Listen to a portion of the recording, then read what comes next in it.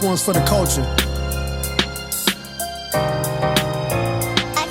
Me and wifey in the room thinking of a master plan, thinking how we can influence the culture from where we stand. Knowing that our steps are ordered by the master's hand, still 10 toes down, we ain't switching up the stance. The mission of this music ain't just to make them dance, trying to tell them about the rock. And welcome everyone to the real episode 20 of The Bond Chronicles. I am the lovely, gracious, one of a kind, one in a billion host, Mr. Bond Chronicles on Instagram and Mr. Ray Bond on Twitter.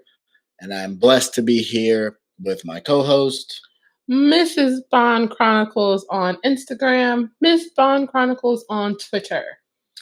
And we are here and we're excited for an episode. And I don't know what you are doing or why you did that. We never do it this way.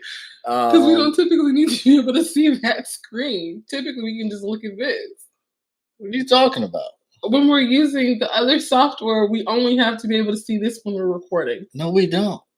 When we have the cameras up, we don't see what's on it. So do you not get fine? Because I mean, the banners and all of that. Yeah, so why didn't you just leave it regular? Fine, I'll leave it regular. You see what happens when you try to help Black people? It is just ridiculous. You know what? Fine. I'll work with this minuscule thing over here and make it work. That's a spelling bee word for those of you out there who may or may not have watched the most recent spelling bee. We have some Black history to share with you all. Some pretty exciting news that we had. What was the young lady's name? I don't know, Ray. What was the young lady's name? I don't know. You played it for us, and I got so distracted after you threw me off with all the shenanigans that you just put up here. Zaila Avant-Garde. There you go. There you Zaila You're Avant-Garde. welcome. I'm great. Well, that's why you're my favorite host, or whatever I said at the beginning. You don't even mean it. That's what I threw you the love there. So I was just going to pull it up here so I have it as well, but you know, it doesn't even matter because this is what we do and it's our thing. So God bless everyone.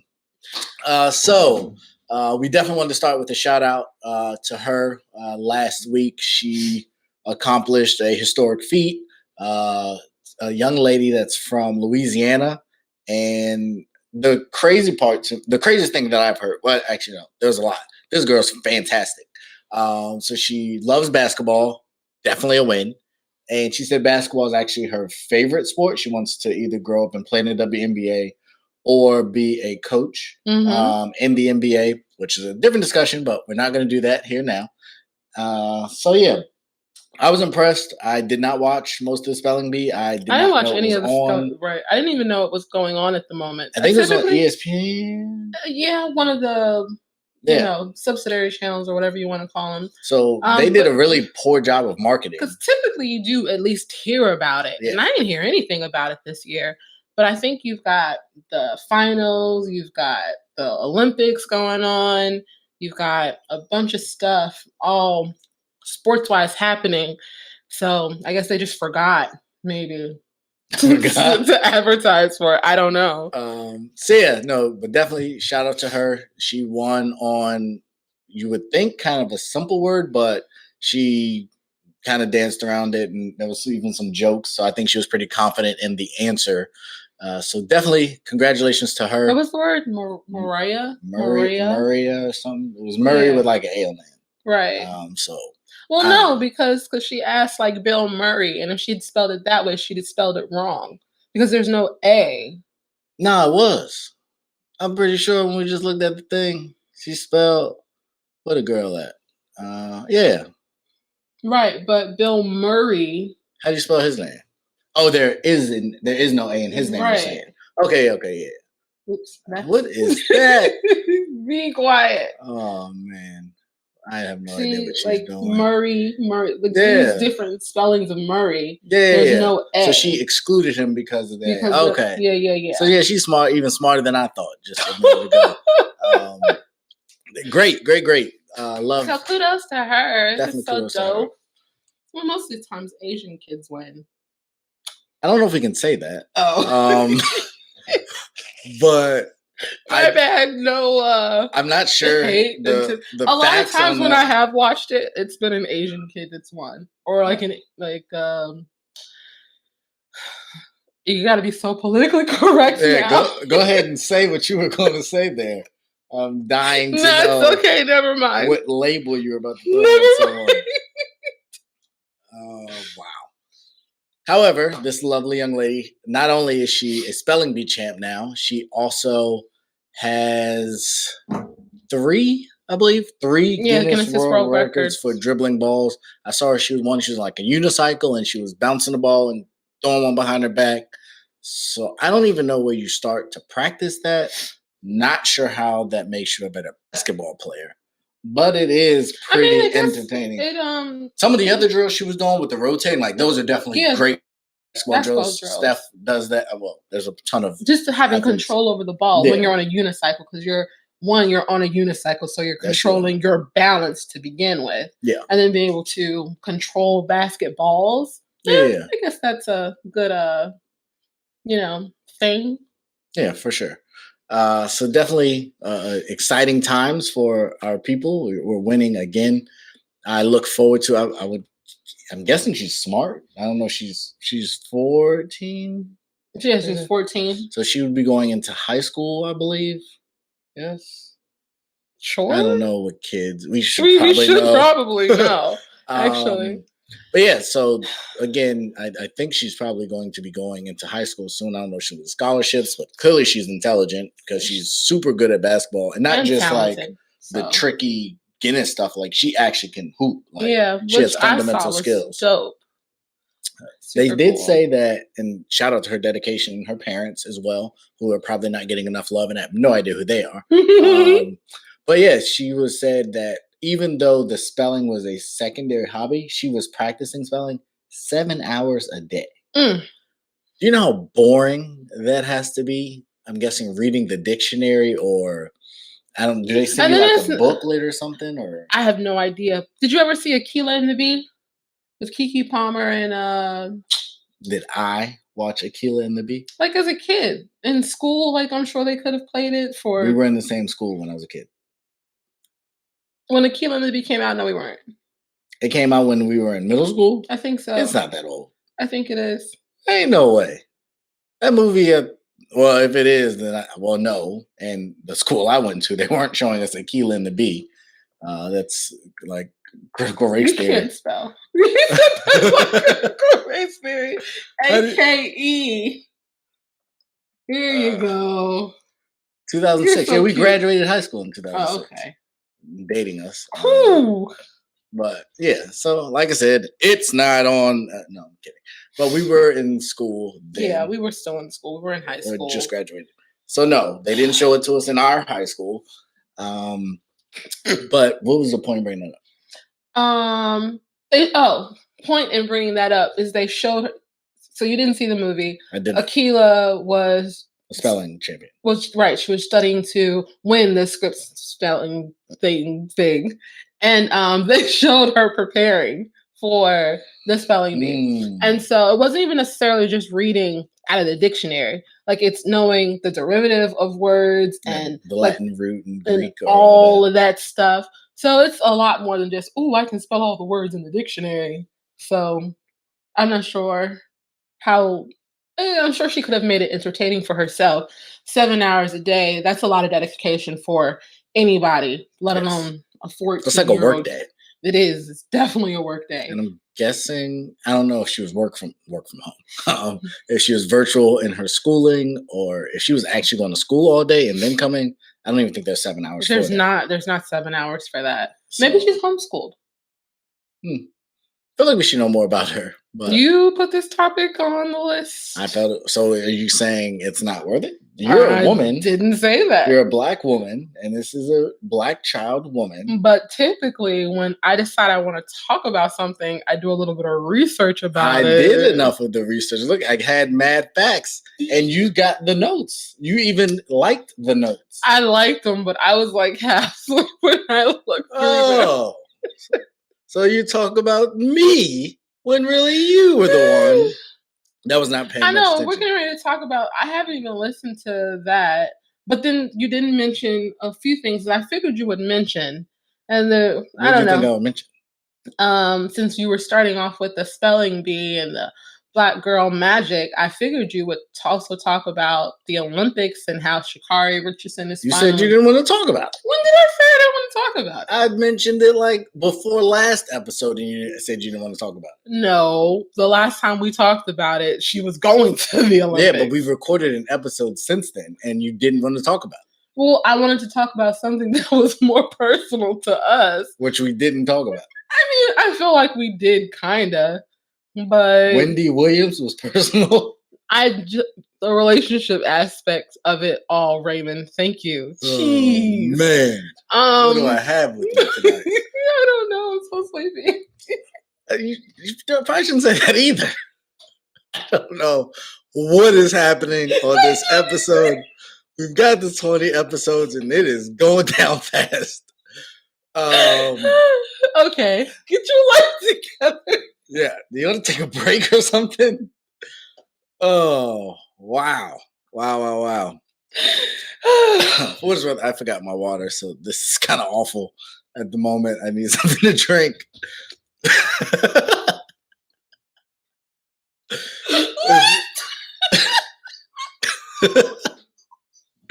If you guys only knew what we've gone through to try and put this episode together, it would make so much more sense as to why, this may not be the greatest episode at this point. Okay. We talked about having blooper reels. This is like a blooper episode. That's exactly what this is. Oh, man. So staying in the trend, the wave of Black people and Black people being successful. We haven't talked about this in a long time, and I've been wanting to talk about it because I am super impressed. And for me, it is still album of the year, and that is her album. Back of my mind. So I am not going to front or cap for the fans. I think I just realized how to appropriately use cap. It's like lie. I know, but it just sounds dumb to me. No, it does. I'm not gonna lie. I'm not gonna cap. I'm not gonna cap. Yeah, sorry, too much. I don't even know how I look now because I got this other thing on the screen, so I can't see it. I tried to help. You did. Well, that little midget box probably wouldn't have. Still would have saw that. I don't know if we can say that either. That small, minuscule box probably wouldn't have done the job. But hers album, really good. It's so good. Do you want to say something or? No, go ahead. You got it. Okay. I'm trying to get my life together over here.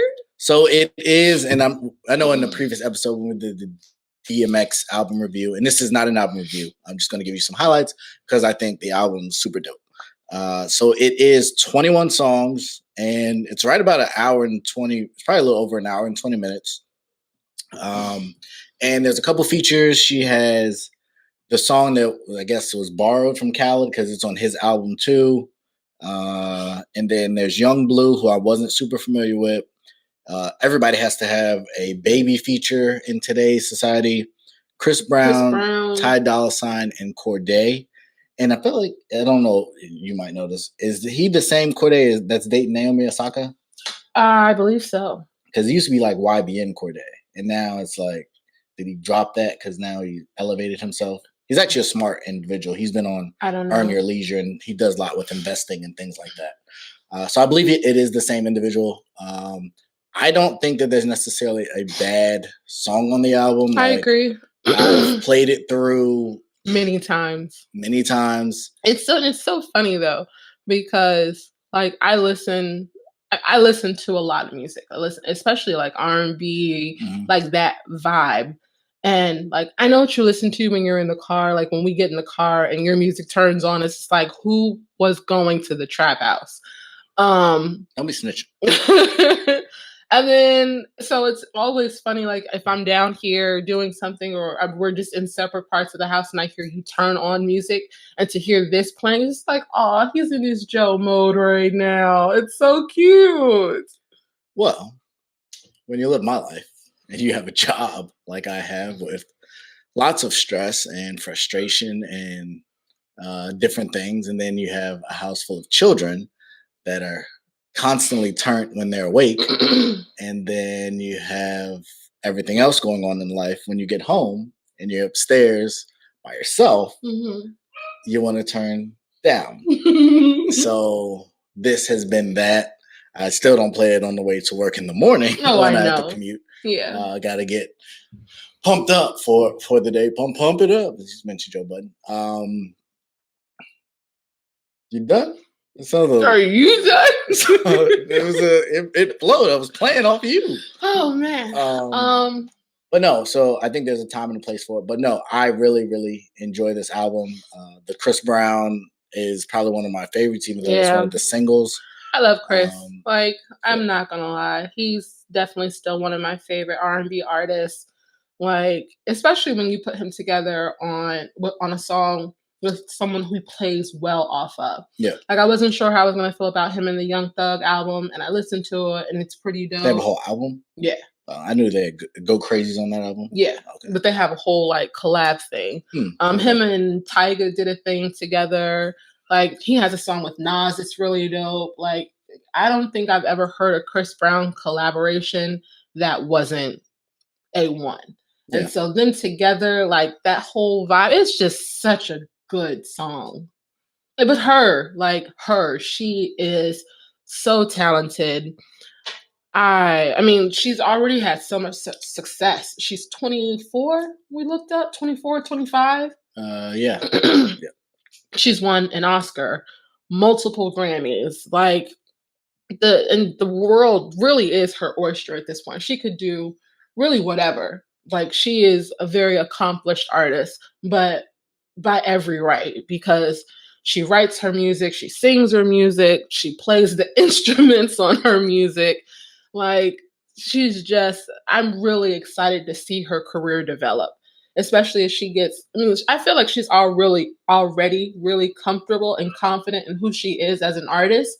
So I think as long as she stays with a label that doesn't try to put her in a different box and they let her stay in her lane and continue to develop, man, can't wait to hear the next album. Yeah.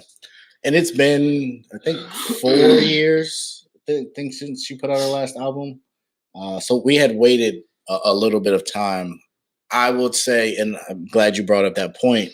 And we had this discussion after her first week. Numbers came in, and I think she had sold around 35,000. I haven't checked to see what she's done since or where she's charting, but I agree with you. Like, I think the album's really well done. There's a couple songs that I wish I could remember off the top of my head. I think it is, I'm trying to pull it up. I don't know if it's Mean It or Hard to Love. Hard to Love is such a pretty song. I think it's one of them where there's a guitar or a drum like break in it, and it's just it. Or is it We Made It? I don't remember. You don't even know. Yeah, it's just so many songs like that, and I just really, really enjoy it. But to that point, I don't want, and I'd have to go back, like I said, and double check the sales numbers. I don't want there to be panic at RCA that if it didn't sell, and we'll get to her in a minute to see what kind of numbers she does. But I don't want them to be like, oh, this album didn't work for sales, so we need to go in a different direction. Right. Because I think that would be a mistake. And it happens so frequently. Yeah. Like, when they don't know how to market you. Like Jennifer Hudson, for example. She is a singer. She is a powerful singer. But the labels that she's been signed to and a lot of the work that she's had to do, a lot of the work that she's done previously, it's like they want her to sing these soft, poppy vocals, and her voice isn't soft and poppy. So it's Fantasia. Like, she's had more success, but for a while, I felt like it was hard for them to figure out how to market her so that she could get those crossover sales and all of that. Do you think that had a lot to do with Fantasia's start? Because she was an American Idol. No, right? She was on American Idol. But people voted for her to be American Idol. But those were her original songs, so they were right? I thought they Oh, sang other they people's sang songs. other people's songs, but she sang soulful songs on American Idol. Mm-hmm. The same thing with like Ruben Studdard. Like he won and he made, I think, one album that did really good on the R&B charts, but it didn't cross over. I think he turned like gospel, so didn't he? He did go gospel. Respect to that. Yeah, for sure. But a lot of times when labels don't know how to market you, they try to push you into a direction where they think it's gonna work. And a lot of times it doesn't. And you end up worse off than what you were before. Yeah. Well, I do hope that they don't break her. Like I said, this has been, and if I have to go in the R&B bag or kind of the chill out bag, like this is it. So if that's your vibe, I know you said I was chasing off a lot of our women listeners. So if we still have any women listeners out there, we do. If we do, it's because of me. I mean, that's possible. Well, Kevin Samuels has a lot of women that reach out to him too. So yeah, but those women are crazy. They are. Like I would never, like I said, I would never call Kevin Samuels and be like, "Oh, I want some advice on me." Like I would never. I don't even think the women who are calling really understand what they're signing up for until they get on the phone with him. I think a lot of them, to your point, I think a lot of them get on there thinking they're going to put him in his place or educate him. And that's not ever how it goes. That hasn't proved to be successful at all up to this point. But again, for me, it's definitely album of the year for me. And the next one we have is Snoh Aalegra. And she had her album release on Friday. And it's Temporary Highs in the Violet Skies. I know you have not. I don't know, because I played it earlier. You don't know. Yeah, but I was busy. I was working. But I heard it. Yeah. But I couldn't hear it. Yeah. So it's a shorter album. I was surprised because I've seen the track listing for a while because I had it already downloaded, I guess is what you would call it. But only 3 songs were singles, basically. were available. But looking at the features, I didn't realize she doesn't have a lot. She does have one with your boy James Fauntleroy. And then she has 2 with Tyler the Creator. How do you know that's my guy? You've said so. And I know my wife. Whatever. So no, those surprised me more so. Well, the 2 Tylers surprised me. We've talked about it privately. I'm not the biggest Tyler fan for different reasons, but I thought the songs were okay. I would have rather heard a number of other people on them personally. Yeah. But knowing her, not her, but knowing Snoh, like it was an odd mix that she had him twice. When I think she could have gotten other people. I doubt it was a budgetary issue. But I think it's in a similar vibe of the Her album. I ain't gonna lie, it's not the Her album. And I've listened to it probably twice at this point. But it is good. It's something that you can, like I said, you can kind of vibe out to. If you smoke, it's a good smoking album. If you drink wine or something to cool out, I think it's good for that. If you have a lady or a significant other, it'll meet all those criteria. And maybe you can have all those 3 things at one time. Sound like you're just covering all the bases. So yeah, no, it just puts you in that kind of frame of mind. And both albums, more so maybe the Snoh album, if you have kids around and you just want to kind of chill out, you can play it in front of your kids. It's pretty kid friendly. Oh yeah, it's not a bunch of cussing and right. Even the crazy, content isn't overt. Explicit. Yeah, like it's romantic, but it's not porn or something. Not Cardi B and Meg Thee Stallion. Definitely not that. So I haven't listened to the album yet, but looking here at the track list, I see that there are several songs that were on different EPs. In Your Eyes, I'm pretty sure was Dying for Your Love. Yeah. Definitely was, because that's like my jam. I'm surprised that there's No Division on here. They've done quite a few songs together. Like she's on their last album, I think twice. And those are really dope songs. But I am a Snoh fan. I really like her. I like She's definitely up my alley. I really like her vibe. I like her voice. She's like I don't know if Be you ever careful listened now. to Guapole. I have a couple. Actually, I have a couple songs, but Her voice kind of reminds me of that a little bit, especially with the notes that she can hit. Uh, but she's just real chill. Like she's just in the studio. There's probably like incense burning, and she's got, like that's like the vibe I get Yeah. when I listen to her. So I will definitely be listening. Maybe tomorrow when you abandon me and go and hang out with your man friends. So, well, that would be the right time of night because Yeah. it'll be late. And I'll, The put the kids will kids be- down yeah. and have me a girly moment. Let me take a bubble bath or something. Oh, look at that! Just Yeah. make sure you clean it up. You're done. Don't leave those dirt lines in the tub. Whatever. Yeah. That's why I don't like taking baths because they just make it's nasty afterwards. Why is that so funny? It's because it is. Like it's like you gotta clean the bathroom after you take a bath. So it's defeating the purpose of the relaxation you just had. And you know me, I don't like leaving stuff sitting. Like I can't do it. Speaking of things sitting, still waiting on that luggage to get unpacked, huh? No, I unpacked it. Did you? Yeah. So why is the suitcase still upstairs? It's just upstairs. Oh, thank God I'm taking it downstairs tomorrow. I'm so sick of moving around that thing. It's the worst. It's on my side of the closet. Yeah, but that pushes other stuff on my side of the closet. Like The all only the thing that's on hangers. your side of the closet is your stuff. Nah, there's mad hangers. Like I had to throw them back on your side because those wasn't my hangers. Bruh, you're doing the most, but okay. So yeah, that is our music moment of the Monday. No, it's not. I just made that up. Yeah, so definitely go support both of those women doing great things. I'm really impressed. I had high expectations of her and Snow for that matter, but I definitely had high expectations for her, and she met and exceeded all of them. So I will definitely be continuing to play that. So we will. Well, actually, Pivot?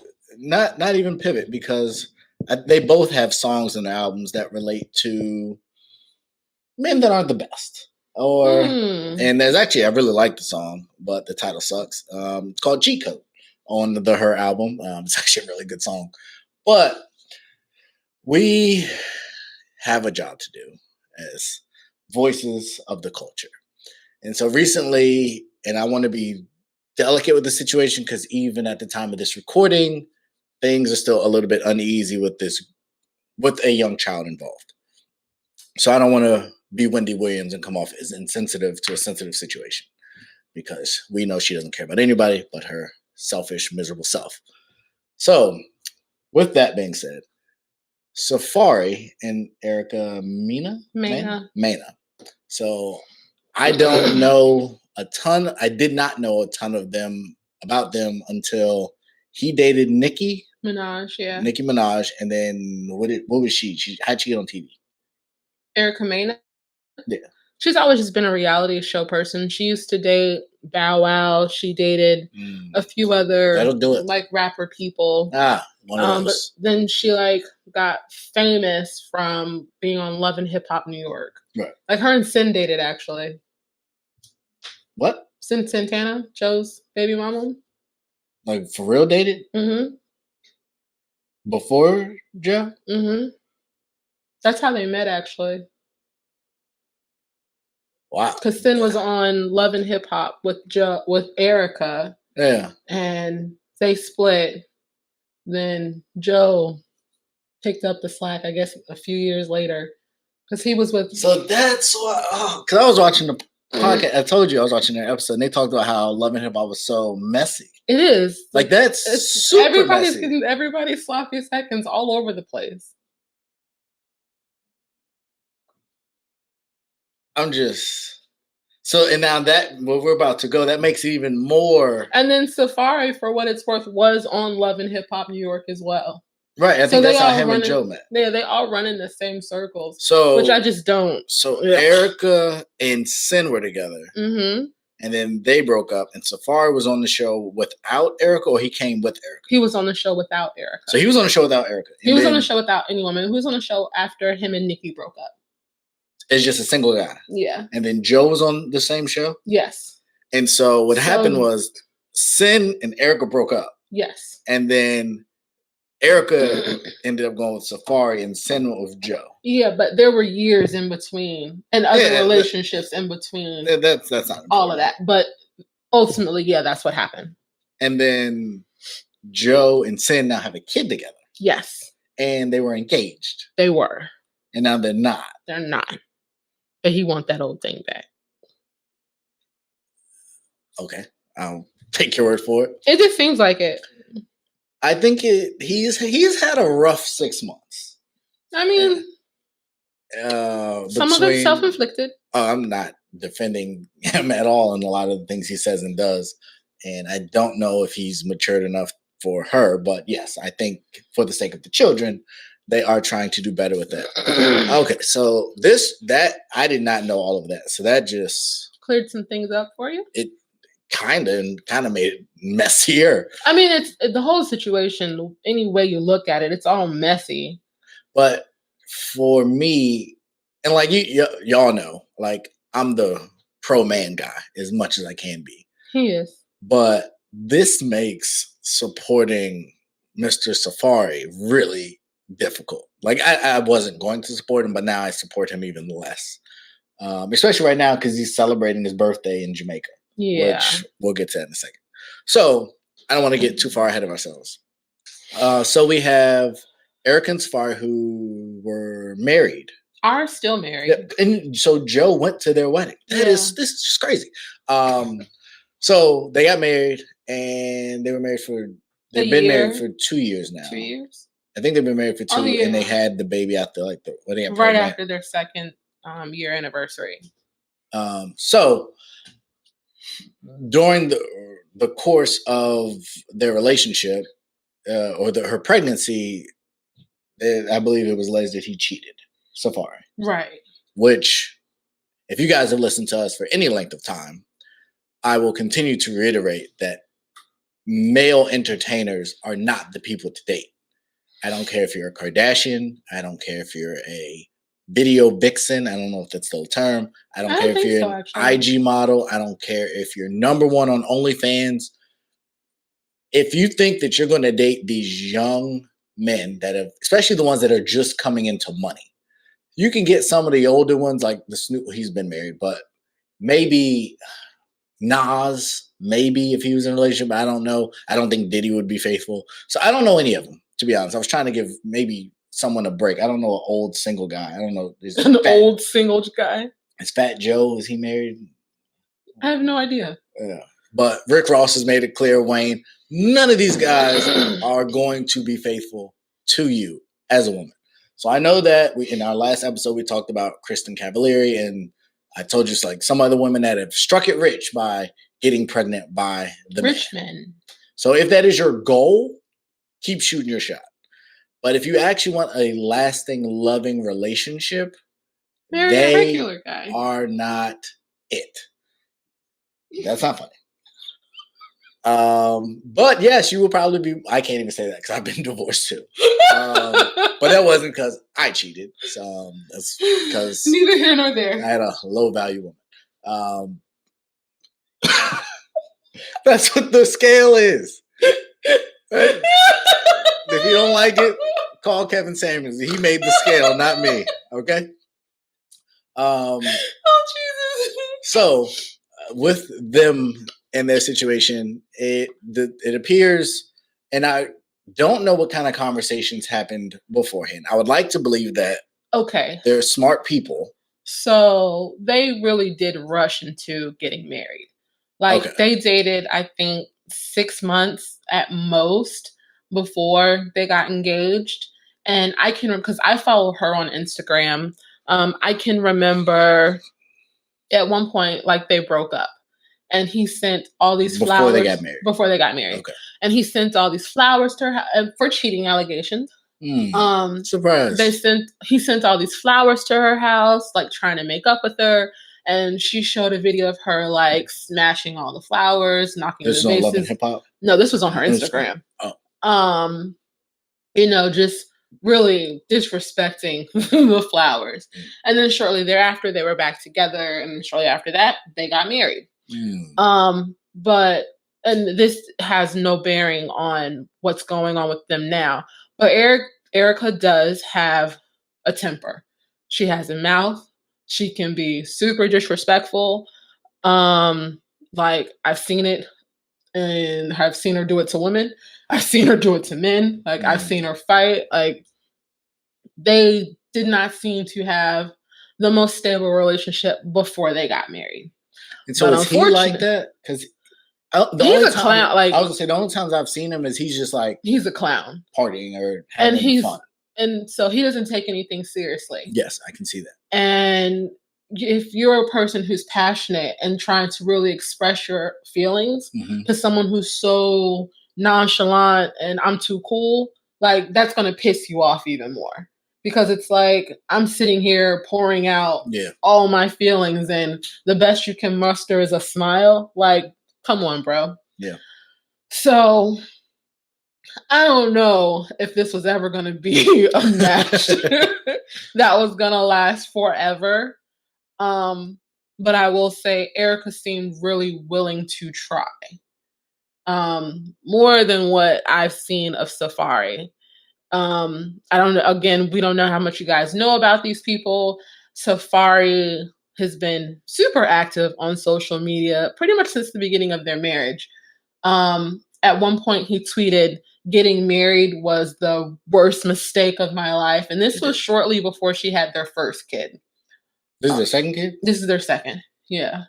So when they got married, she was pregnant. Oh, that doesn't make any sense. And we're jumping ahead, but like when he tweeted recently, like he doesn't know if he's cut out to be a dad, like it's more work than he was anticipating. But he already had a kid with her? Right. So what is he talking about? Well, that was on the show. That was on Love and Hip Hop Atlanta. The episode I just watched like a week or so ago. And so that was... But so that wasn't in reference to this new kid? No, it was, because he didn't have any kids prior to. You're confusing me. So they have 1 or 2 kids right now? They have 2 kids now. When this season was recorded, the beginning of this season was recorded. So how'd they have 2? She just had the other baby. When they got married... So they must have got married and had a baby, and then... They were married. When they got married, she was pregnant. I literally just said that. I didn't hear you say that. Yeah, when they got married, she was pregnant. And she had... So that's why they rushed. Maybe. Sure. We can say that. Because it's not like she didn't have a kid out of wedlock before. I don't think she... Yeah, but maybe he... Because his culture, maybe he... I felt that, but I couldn't tell. You couldn't see it. You can't say it in the video. I wasn't going to mess with it. But now that you fixed it, thank you. Okay, so I'm learning more and more about the situation that I didn't know. Safaree's been a clown from everything that I... So what kind of dad is he to the first kid? I mean, from social media, he seems okay, but then you see and hear things that other people that know him and see him in real life are just like he's not the same. So he likes his kids as props, it seems like. Good for pictures, not super hands-on in real life. Got you. So they were already having issues when she found out she was pregnant with the second baby. Like, I think she had already filed for divorce once, or they had separated once when she found out she was pregnant with the other kid. And so now fast forward 7-8 months later. Yeah, because she had the baby early. From stress. Right. Apparently. So one of the conversations that we had, and I don't know if it was on the pod or not, was she had said basically, you can't come see your child. You can't come to the hospital. And he, I guess, I don't know if he actually went through with it, but he was threatening to take like legal action to make sure that he would have the ability to be in the room or see the baby being born. So knowing all that I know now, like I don't get this guy. I'm just kind of confused by his activity from what I've seen, his approach to this whole situation. So now that I didn't know they had a previous kid. Mm-hmm. So knowing that they had a previous kid, knowing that there were the ongoing, apparently, cheating allegations, and they had already been separated, given the nature of, and I don't know what her first pregnancy was like, but knowing that pregnancy can be difficult, I'm a lot more lenient now to understanding why she might not have wanted him around, given the amount of stress that he can cause.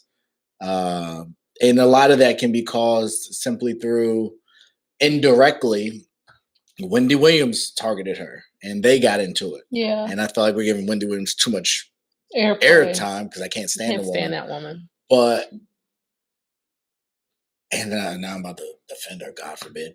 But I can understand why she would have reservations about that marriage. No, yeah, for sure. And it's, and my thing, like when I found out that they were together prior to all of the social media stuff, I was like, Erica, I don't think this is the best decision for you, sweetheart, given your temper and your past with, other people that are like him.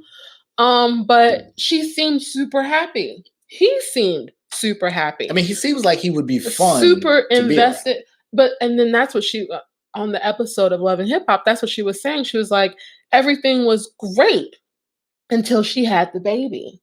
And then it was just like a light snapped on for him that he had to be responsible, but not just responsible for him, but responsible for this life that he created.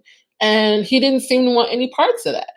And she's just like, I don't really know what to do or what to say with that, because regardless of anything, like this isn't somebody I can just walk away from. We're married. Right. So I don't really know what I'm supposed to do. But meanwhile, he's out doing whatever he wants to do and posting stuff on social media. At one point in the episode, like he came home from like working out or something, or he was getting ready to leave the house, and she's thrown their marriage pictures, like the day they got married, there was pictures in the trash. I saw this. I did see this. Yeah. And he was pissed.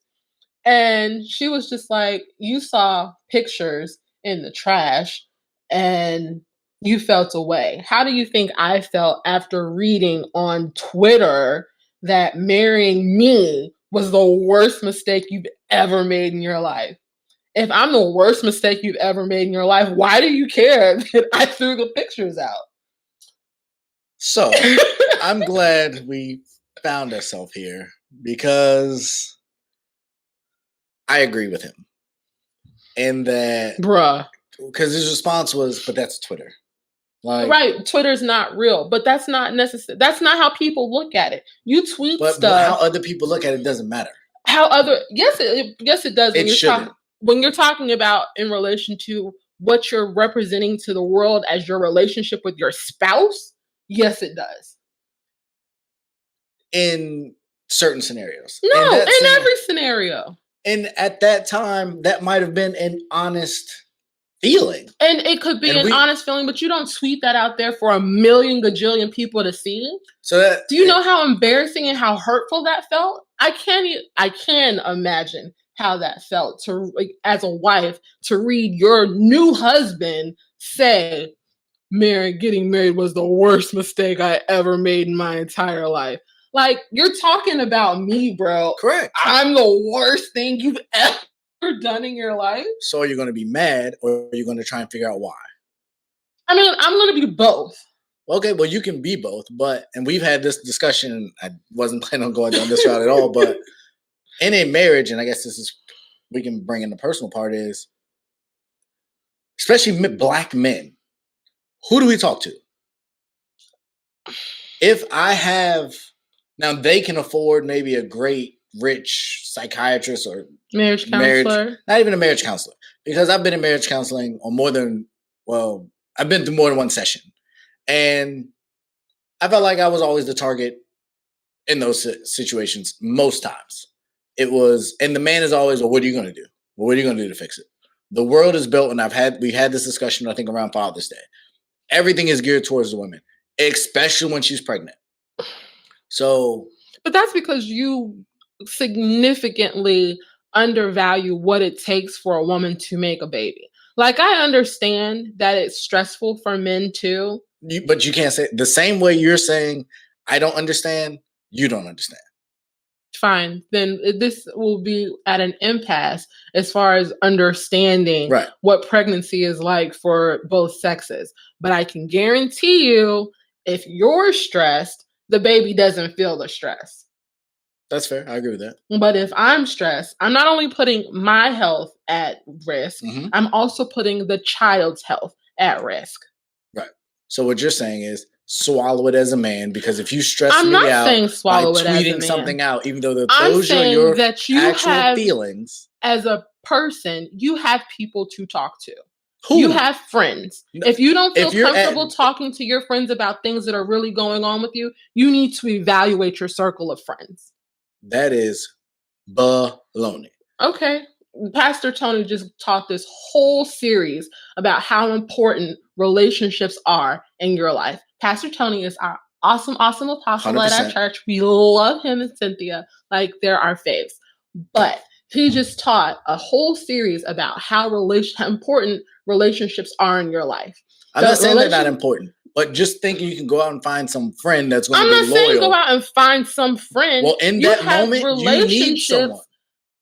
So as most people, I'm not going to say all people, most people have friendships with people who they've had for years.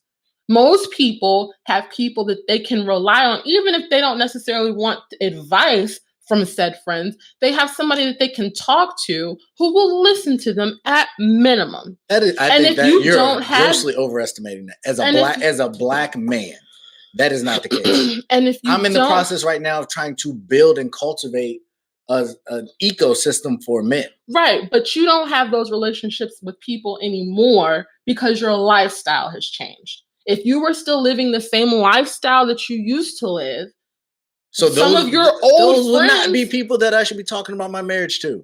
So again, you're in a current place where you need different friends who can give you advice on a level of which you are in your life right now. And that is rare. To have a quality individual that you can go to, that you know that you can trust, that isn't going to talk about you behind your back, that is going to give you adequate advice, but also be willing to listen. Those people are hard to find. And when you're rich, they're probably even harder to find. Mm-hmm. We've seen a ton of people kill themselves because they had no outlet. Mm-hmm. A lot of them black men. So this idea that you would have this circle of friends that has always been there for you and you can talk to, that ain't most people's reality. And in some cases, that's your reality, but I don't even think it's your reality right now. No, it's not my reality anymore. So it's not like that. It's less likely that you're going to have a strong circle that can support you. That doesn't exist in most people's lives. And to the rich people, it's even less likely. So what I'm saying is, which is definitely getting lost in the point, regardless of whether you have a person to talk to or you don't have a person to talk to, there are things that you don't post on social media, period. You That's don't debatable. Broadcast. Okay, like in this direct scenario, if I went out and tweeted tomorrow, getting married was the worst thing that I have ever done, you wouldn't feel no kind of way about it? You've tripped over me sending a meme to my mom. Correct. But our situation is different. And so if that's really how I feel in the moment, then yes, then we would need to have a conversation. But considering our dynamic, for you to say that this was the worst decision, like, I would have a whole lot to say about how you've managed to believe that your current life is the worst decision you've ever made. And you would have every right to say it. Right. But if that's how I feel, personally, it's okay. I probably wouldn't even be that upset because I'd be like, she's on drugs. There's no way that this woman actually believes that bull crap that she just put out is true. She did that for some kind of attention or clout, because ain't no way that the life that I have helped provide and given you these children that you think this was the worst decision. So we're not a good example. All the trips that we take, all the stuff that we have, that's not a good example. Okay. I'm just saying, if I went out and did it. And you have that right to do that. And if you were in a scenario where, like I said, our situation was different, and I mean, but you're talking about material things. Like emotionally, he could feel that way. And if he feels that way, he feels that way. But that's not something, again, you just said you're doing it for clout. You're doing it for attention. In our situation, in his situation, one, I do think a lot of people, and I've admitted this, whether it be in this marriage or just in life, there have been times where I've gone to social media, and I think most everyone does this, for some form of validation, some form of comfort in the midst of frustration. I know a bunch of people that put stuff out just so a bunch of people will message them and, are you okay? Are you okay? To get some kind of some type of consoling because they're in a tough place. Given his background, I'm less likely to go along with it because I feel like, based on what I've seen, a lot of his stuff is probably self-inflicted. Mm-hmm. So I'm less sympathetic to him making that decision, and you still made that decision. So I believe you should have been stuck now and figure it out. But she filed for divorce. He didn't. So that's a whole different discussion. Mm-hmm. So do I think it was the best decision? No. But am I going to kill him for the decision to tweet that out? No. Because if I can tweet out compliments, you should be able to tweet out criticism. That's my belief. I'll see how well that applies then. Because I'd and you've gone at me on social media on some of my posts.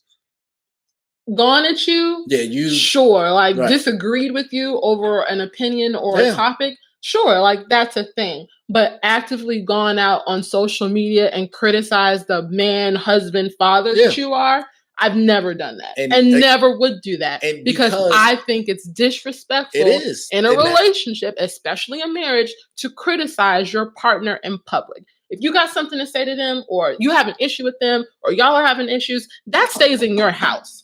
Not if my house is not somewhere I can go to. And you've already said that Erica's not super receptive. So if Safari, who's kind of a clown, I think we can all agree, is pulling her, calling her on stuff, I can imagine a conversation didn't go very pleasantly. Mm-hmm. So one, she's pregnant. So that's not the time to go and have that conversation. You're going to go stress her out while she's already pregnant. And that doesn't work. And two, well, not even if she wasn't pregnant, the conversations probably aren't going very well for him. So what's the alternative? Talk to some stranger and end up in a tabloid, and then you got to have that story. Or this is how I feel. I'm drinking, I'm smoking, I'm under the influence or whatever. I make a bad decision. Yeah, but going to the tabloid and going to social media, that's basically lighting a fire either way. Right. And I said it's a bad decision, but at least I'm controlling that. I did that, and I can delete it if I so choose. But I don't know how that became the topic of this episode. So currently, Erica has had a second baby with this man. She has. She had him early due to stress in her pregnancy. She hasn't released the details of when she went into labor and all of that. Yeah, but I do know I didn't know that she was early. Mm-hmm. She did ultimately let him be at the hospital to witness the birth of their son. He was there for the birth, and then he dipped out. And he hasn't been back basically since then. Their son is in the NICU, and he's not doing the greatest. I guess last week or the week before last was his birthday. So he had a birthday party in Miami where he invited another former cast member of Love and Hip Hop. And then after that, you can elaborate on who the cast member is. Kaylin Garcia, but she's like irrelevant. Well, she's relevant because Safari and Joe Oh yeah, are really, really Safari good and Joe friends. Budden are friends, and she is Like, the to the ex point of that, Joe Budden. like, very public ex, like they were on a show together Yeah. type ex. So this wasn't just some girl that nobody knew. Like, she was Tahiri, she was Sin, like she was out. It was a public relationship, and it didn't And go they were well. together. Yeah. And they were together. Um. And to that point, I'll let you finish. So. And then after that, he went to Jamaica. He's been in Jamaica, living his best life, doing all the soca dances, gyrating and vibrating all over social media, while Erica is in Atlanta at the hospital with their son, who is, I think, just a few weeks old. As of last Thursday, I think it had been 10 days. So I think it's about 2 weeks now. Yeah. And she's really struggling. So as a mom, as a woman who's been in the hospital, like I've been in the hospital alone with a baby. I've been in the hospital surrounded by people with babies. It is a super emotional time. But not just that, your child can't even come home with you. Like you're in a position where you have no control over their health, their future, anything. And even though you are going through a really rough period with your spouse, whatever you want to call them, like you would want that person to at least be there to say, hey, we're going to get through this, be a prayer warrior with you. Like there's so many things he could be doing other than living his best life on, some little island. It's just not a good look in any way, shape, or form. There is nothing that nobody could ever tell me that would excuse this behavior. Like, you just can't. I don't care if you were turning 150 and you were just excited that you could still walk, talk, and dance. Like, you would be there for your kid, especially the way you were advocating to even be present for the birth of said son. It's just disgusting. Like, I have no sympathy. I hope. I don't know how much money he makes. Like, he has a music career, but yeah, like I know he gets more money from Love and Hip Hop and stuff. I hope she takes him to courts and get everything. Like, I legitimately do, because she deserves it at this point. Because he's trash.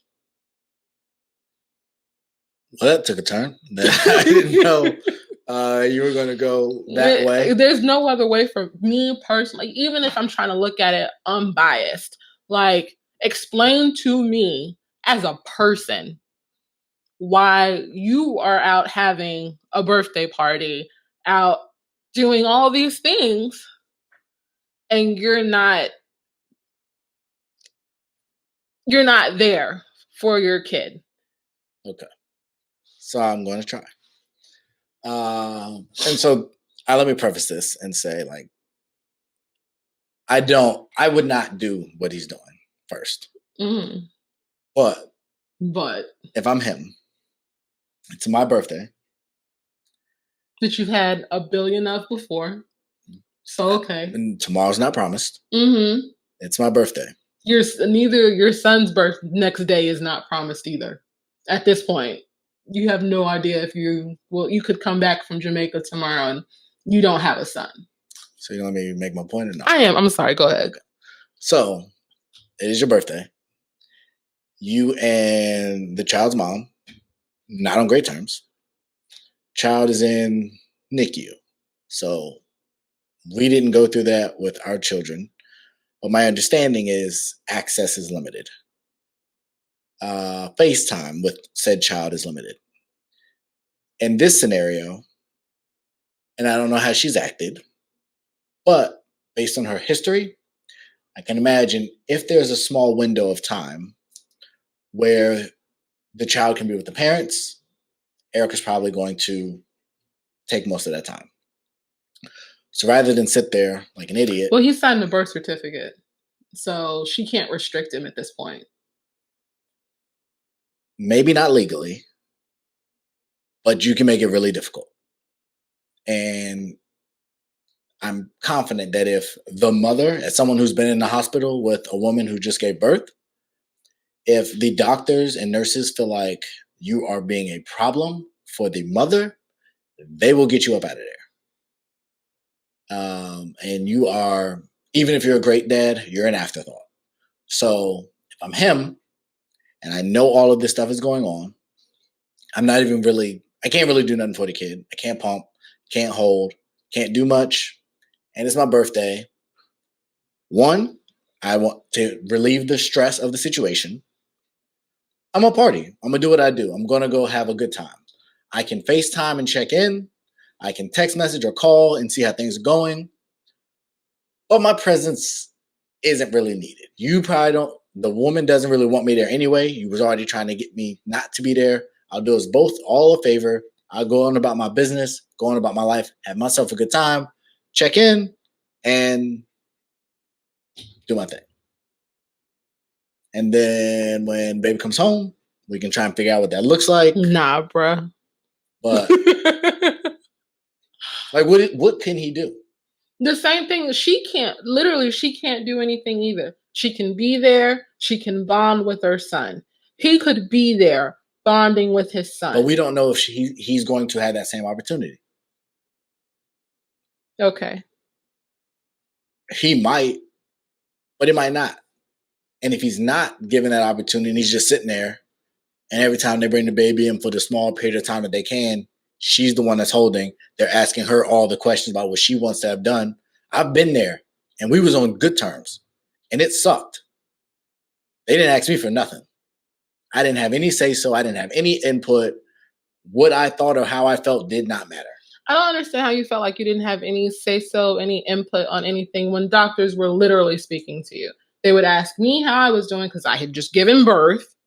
But then when it came to as far as decision making, like when they were worried about the hearing in Raymond's ear, yeah, like they spoke to both of us. When they talked about getting them circumcised, they spoke to both of us. All major decisions, we interpreted that differently. Okay, they spoke, they spoke to both of us. Well, if I had said no, I don't want them to test his ear because blah blah blah, they wouldn't have just gone on my word alone. So stay there. So if we disagreed about what should have been done, they would have came back and waited until we had figured out what we wanted to do. I'm glad we didn't have to have that decision made. I doubt that would have been the case. Okay, but again, in this situation with the documented history, I don't know, but I'm pretty confident he ain't got a lot to go on. And so he went and did what he wanted to do. Again, I would not do that. I would suck it up, make it work, even if I don't want to be around that person, be there for the kid, even if you don't get to hold them. You can say in your heart you did the right thing. But I don't think the kid's missing out. And I don't think the kid would remember it or be impacted whether he's there or not. It's a fair assessment, I guess. So, do we want to go here or do you want to go here? No, we can go to the second part. This? Yeah. Okay. So, this is the official 20th episode, not that. Yeah, he messed us up last week. Whoa. Look, see how quickly she threw us under the bus? So who said it was? I asked like 3 different times. This is episode 20?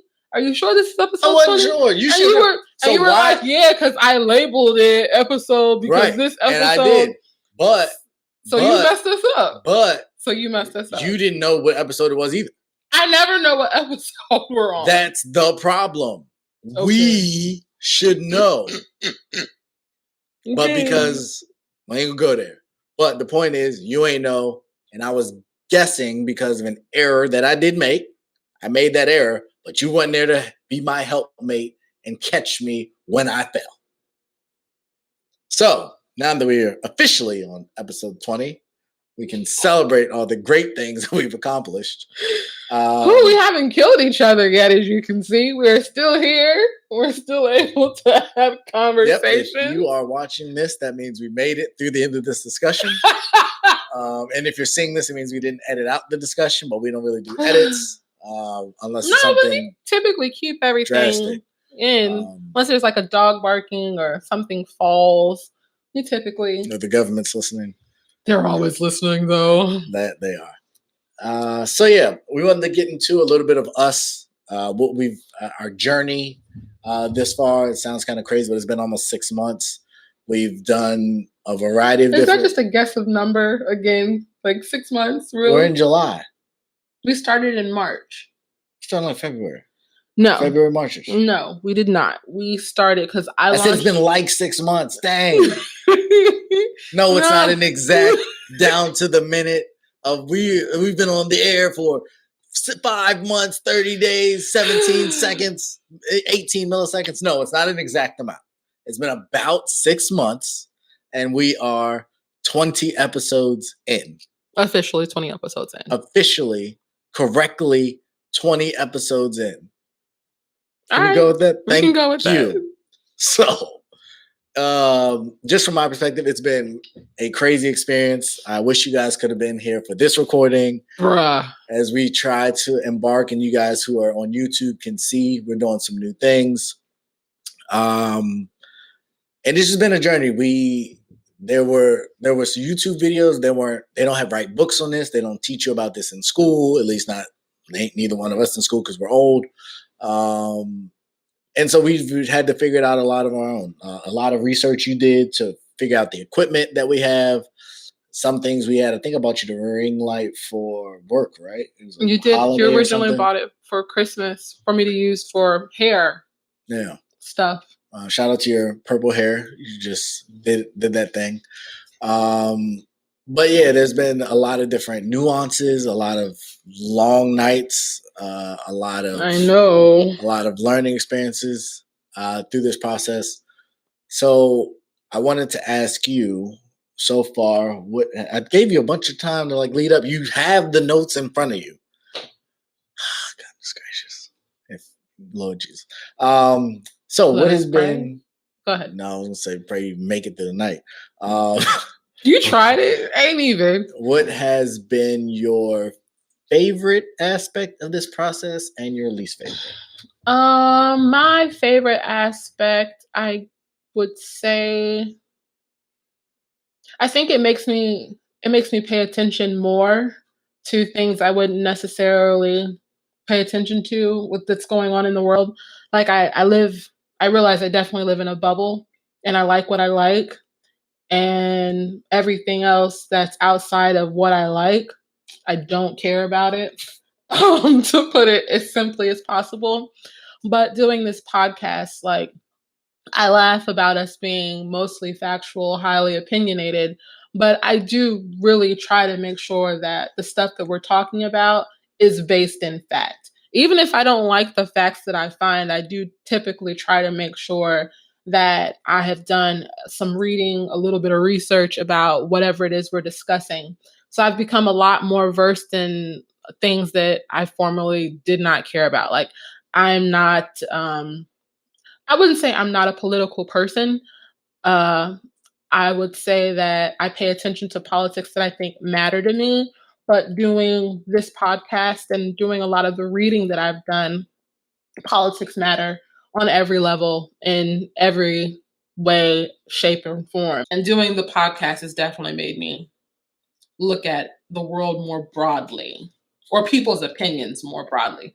I still disagree with a lot of the stupid stuff people say. I thought you were going to say me. I still disagree with a lot of the things you say, but I've learned how to do it more respectfully, I think, and with less emotion. Okay. So what did you say least?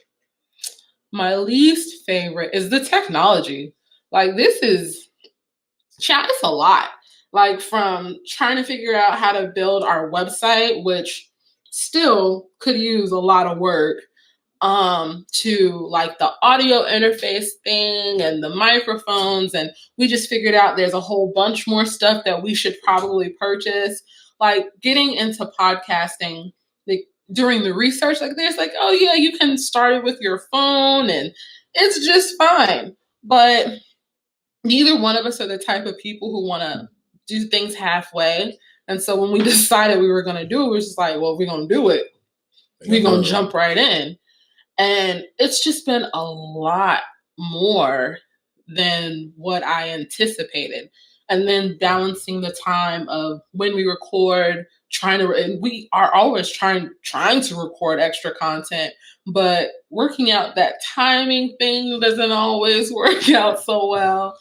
So it's I feel like we have learned a lot, but we also still have a lot to learn. No, I would definitely agree with you. We have a lot to learn. Before and this will kind of go into probably my favorite aspect. But even before this, like we were on the phone with someone trying to figure out like how do we get this work? And I don't want to give away the secret, but they realized they didn't get it to work either. Smoke and mirrors, man. Smoke and mirrors. But no, for me, I would say my favorite aspect of this has been the journey, but I would say outside of that has been the network aspect. We met EB Radio and Bar and those people, and they were really good people. Really have enjoyed the partnership and friendship that we've had with them. The networking, by networking, like the followers we've accumulated, I think we're over 100 on our Instagram now. Yeah. I think we're actually well over 100. We're in triple digits. So on Instagram and on Facebook. Yeah, Facebook, I think we have like we're almost approaching 400 likes, and random people keep liking us. Yeah, which is cool. So yeah, we're at 122 followers. And I wouldn't have imagined that, when we started this. So that, I know I kind of touched on two different things, but really just the growth in the journey has probably been my favorite aspect, to see kind of where we started and where we've gotten to. And I think this 20th episode is a big benchmark. We're going to start to incorporate other people. That's definitely going to be on the horizon here shortly. So that's just trying to branch out, trying to do new things. And as you said, do it at a very high level. My least favorite aspect is doing it at a high level, because it is so exhausting sometimes. Learning how to edit through GarageBand was it was fun. It was fun. Yeah. We wanted, what was it? We wanted to do sounds like a drum roll, all that. We're going to get We there. still haven't figured it out. Yeah. But we spent a solid week. Before we even got to GarageBand, figuring out we download like 4 different audio software things to edit to figure out how to audio. Edit. When we end up going with GarageBand, that was already on the computer. Right. Because it was free and it was highly recommended from a lot of other podcasters. Yeah. But the thing about the podcast community, I think, is a lot of people don't share their secrets. I think, one, because they went through the work of trying to figure out how to do it themselves.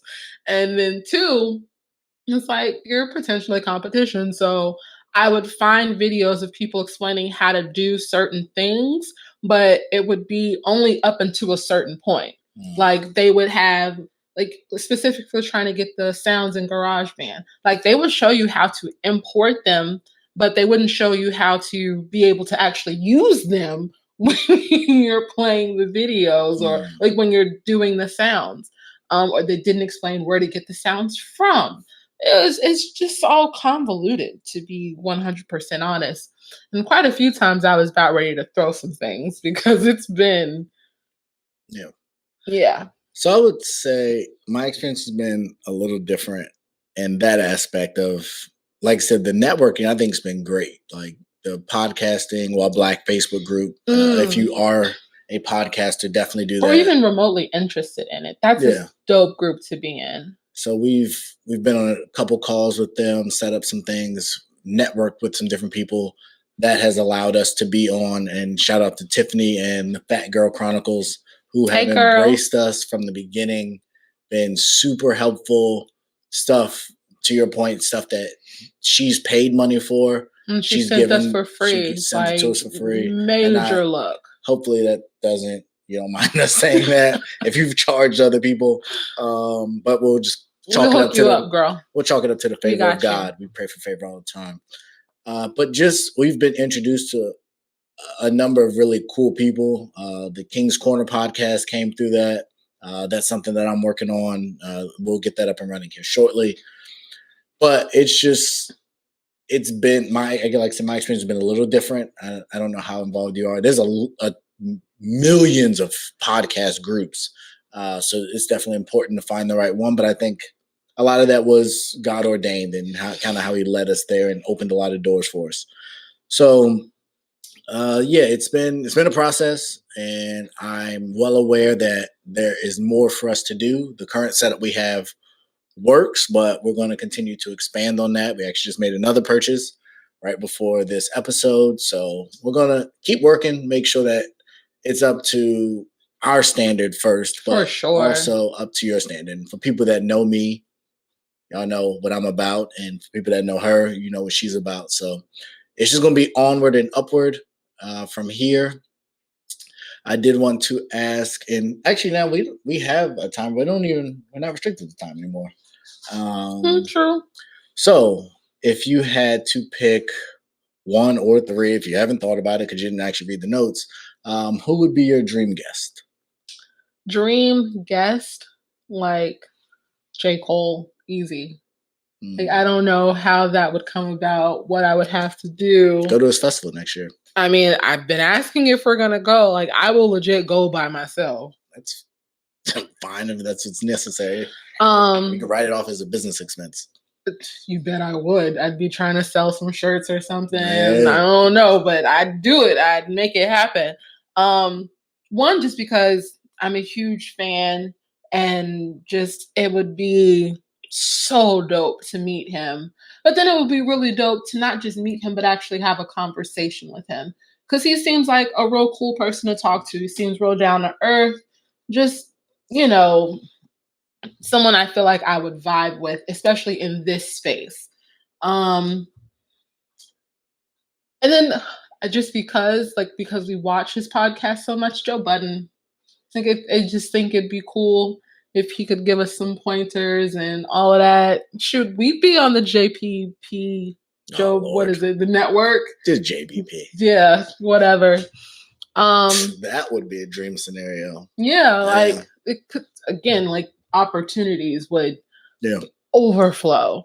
But again, being able to speak to someone who's in this space doing the things that we would like to do. Like, we enjoy podding right now.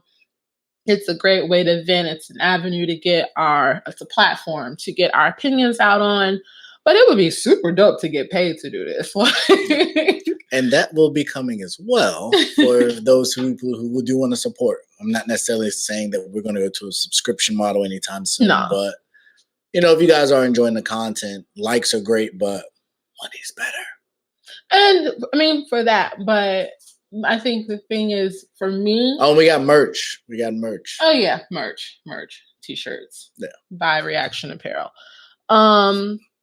Oh, yeah, he's got a shirt on, too. We just over here repping over here. Yay!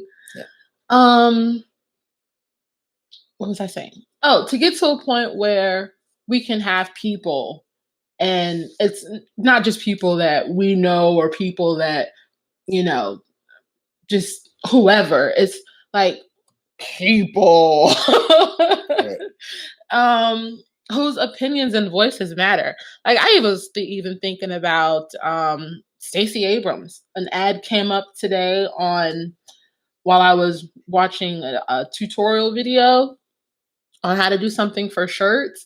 And I was like, oh, I would love to get her on the podcast to talk to her about some stuff that's coming up in the next election cycle. Because there's a lot of things going on right now. And I'm sure some people are aware, but there are a lot of people that aren't. And having someone like her come on the pod would, numbers. Yeah. And, obviously sharing information is important. So we actually have one similar or a dream guest, and I think our reasoning is similar and different.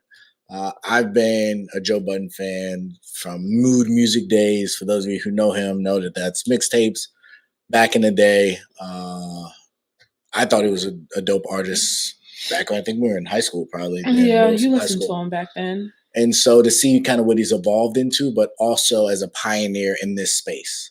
I would definitely say he's been an influential part of why I got into this, but understanding the ins and outs of how to monetize this and how to market it.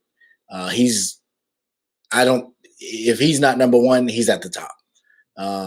And even learning, the different ups and downs that he's gone through, I think would be really dope as doing a podcast with a friend, and how when money gets involved, how that can look.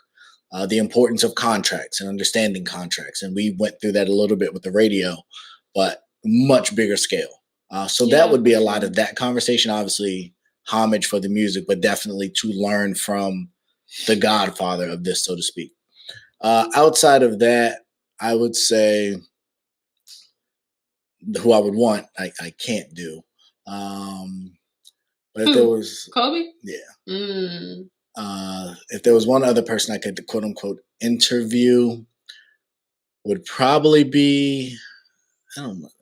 I was thinking it would be another rapper, but I didn't necessarily want to do another rapper. I kind of want to do Will Smith to figure out what the heck's been going on with him and why he's going over to our table. We got some questions for y'all. Like, why do you keep letting that happen? So no, I guess it'll have to be a rapper, because there's not a basketball or athlete that I care about enough outside of Kobe. So it'd be Lil Wayne. Really? Yeah. Like I can't wait for his life documentary to go from the streets of New Orleans to the Hot Boys to the mixtapes to the Carter to the relationships with the women, the kids, the love relationship he had with Baby, the falling out with Baby, finding Nicki, finding Drake, like his workload, his schedule. I believe there are so many stories and situations that he's been in that I just think are dope. We could have sports conversations, we could have music conversations. Yeah, but a podcast is only like an hour and a half. That's not true. You would push our podcast length longer just to talk to him? Absolutely. Absolutely. We talk about Joe Budden, their podcasts are 2 to 3 hours at a time. If you got the content, it's there. And again, we could chop up what is necessary for the pod, but to just sit and talk to him and the criminal situation he'd been in, what it was like to meet President Trump and then get pardoned. There's just so much about his life I would enjoy talking to him about, and just how he's been in fashion, he's been in clothes, the drug use, and he was having health problems for a while, and he looks different now. There's just a bunch that I would want to talk to him about and just sit and listen. I believe there's a wealth of knowledge. Shannon Sharpe would be up there too. I like Shay. Just the way he's been able to maneuver and his upbringing as well. But that would be Lil Wayne would be my guest. So the last question, and you kind of alluded to it, is, and obviously the goal is to exceed it, but what is success? What would be success for you? We're roughly 6 months in. What would success be for you? As far as podcasting? Yes. Some sort of recognition, like an award or something like that. And I don't know what places you have to submit your content to, or where you start as far as garnering that kind of attention. But to me, that's always how I frame what success looks like for me. Yeah, because even I mean, and even still, like I have aspirations as far as like hairstyling and where I would like for that to go. Um, Big picture, big dream, I'd get to work on a movie and get nominated for an Academy Award. So it wasn't until some movie forever ago that I even knew that you could win an Academy Award for that. And so for me, it was just like, oh, I could do that. That's how I'll know that for me, that's what the success would be. But for me, that's typically where I draw the line as far as anything that I go do, that sort of recognition. Because everyone thinks you're good and we recognize that you're good. Here's this award for you. And I know for some people that's not the same. Like it's a platform, I'm going to make this amount of money or whatever. So I think that's it for me. So it's funny you ended on money. Yeah, I know. Yours is money.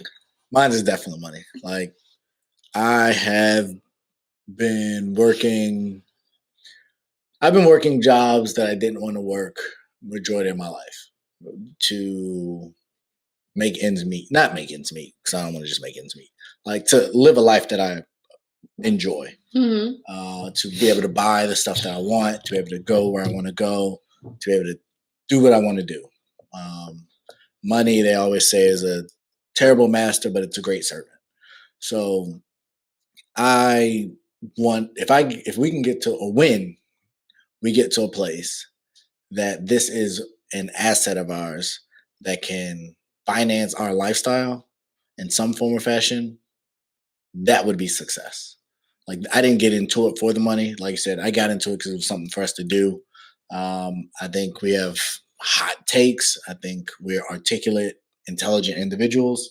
I think the people needs to hear a lot of the things that we have to say. And so that's really the motivation behind it.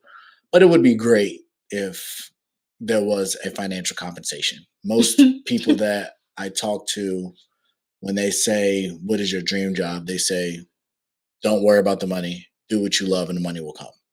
And so this has been something that I've grown to love. It's something that I'm trying not to overextend because I've always enjoyed talking.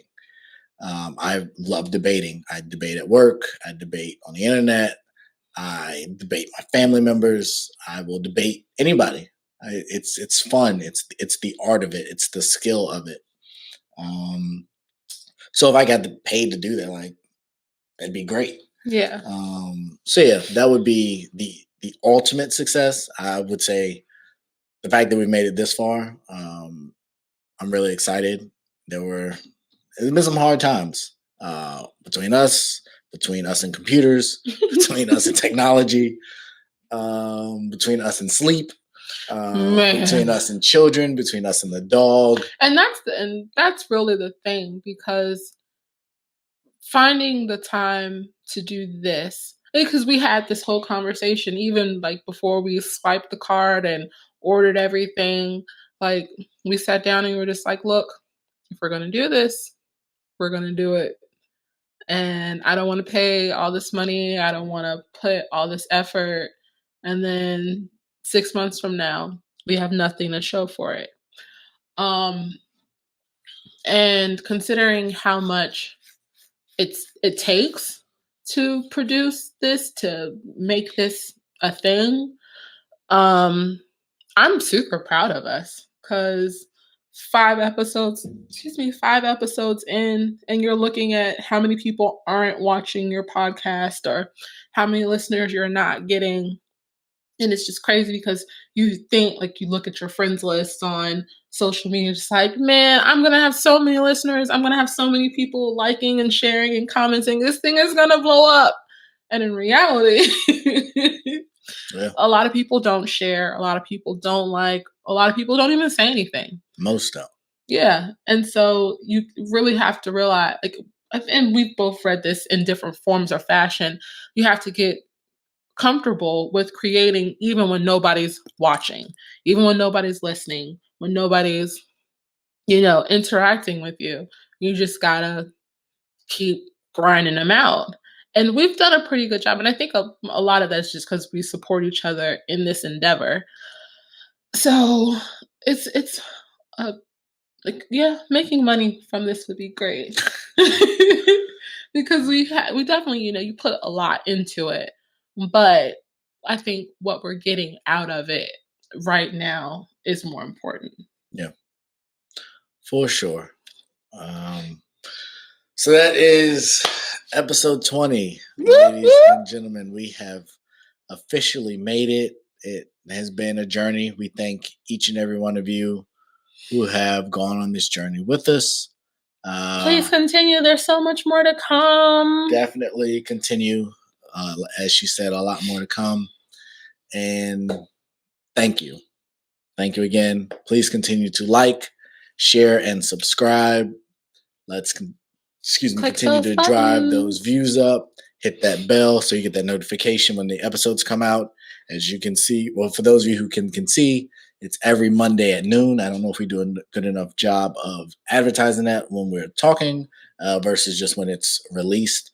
But yeah, 20 down, a lot more to go. 80 to be exact.